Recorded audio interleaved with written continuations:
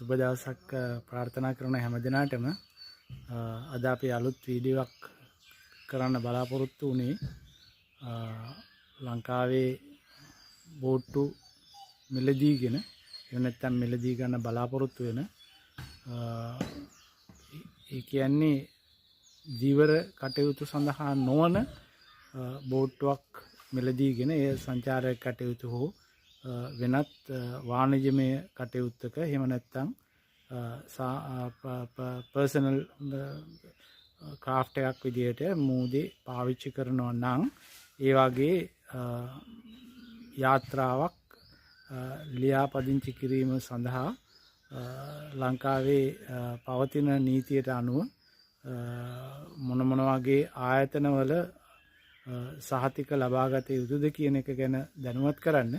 අපි මීට කලින් කතා කරලා තියෙනවා